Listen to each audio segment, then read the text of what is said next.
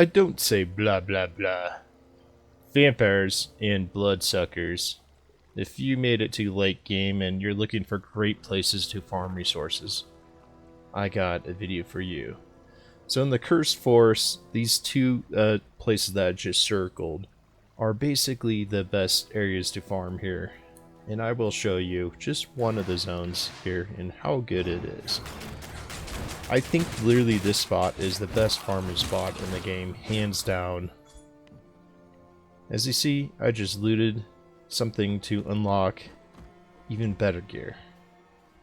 And there's an epic chest right here. Keep in mind, this is the first building that I am looting in this zone right here.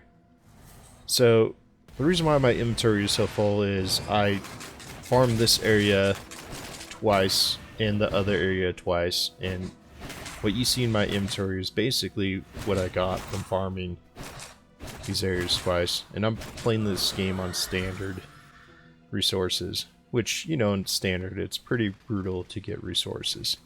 So this is pretty spectacular.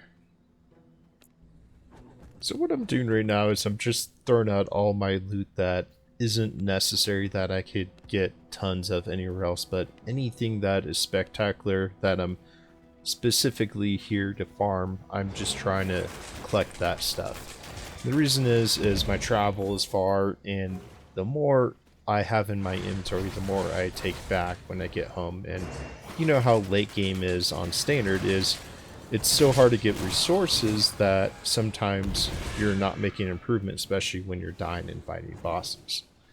And so when you're just going around fighting these mobs and stuff, like, I don't know if you noticed, but my main target is always usually the spell guy that does a lot of damage, which I'm hitting right here. And then I also focus on the graveyard guys because they summon a lot of minions.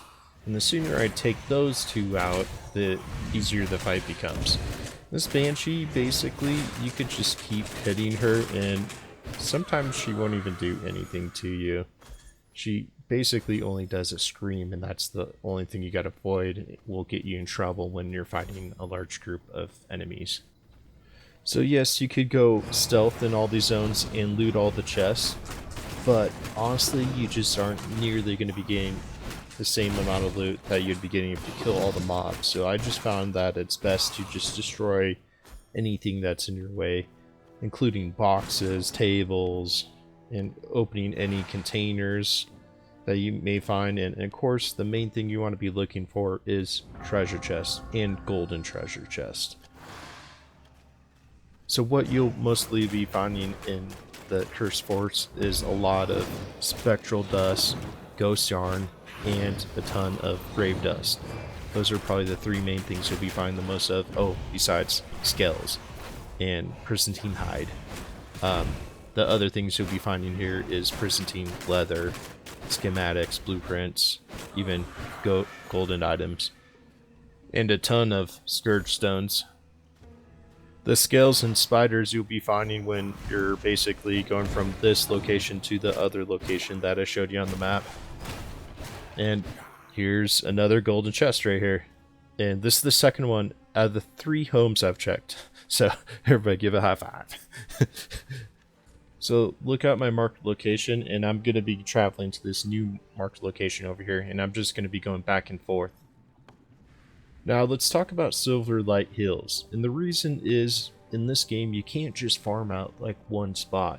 You need to be farming at 2 spots, others are going to find yourself with an overabundance of items and you can't craft certain things because you need certain things to smelt it. For example, you get a ton of Prisantine hide at the location I was just showing you, but you're not getting fish oils, so you can't really make Prisantine leather. So you have to be going to both these locations at endgame to be not only repairing your gear or just building new gear.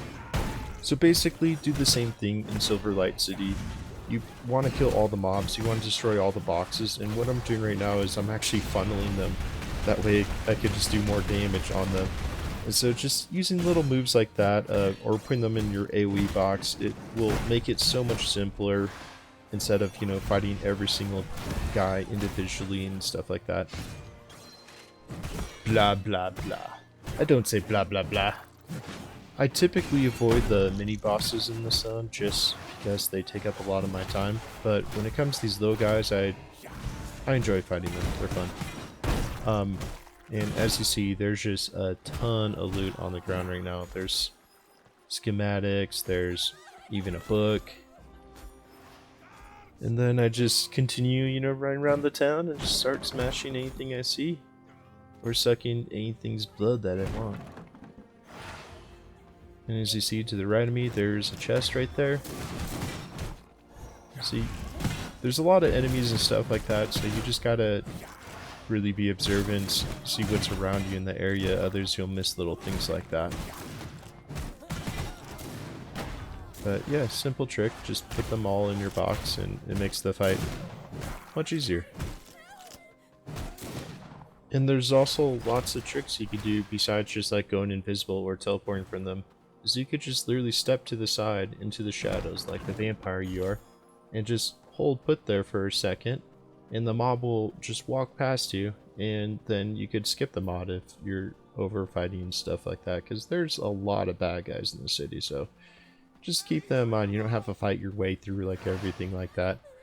But yeah, I think the best area overall in the city is either where the palace is or where the docks are. I found the most loot in those areas, so just usually make your way back in those areas, and any like little holes or openings you see, you definitely want to enter them because you'll find some mysterious loot in them sometimes.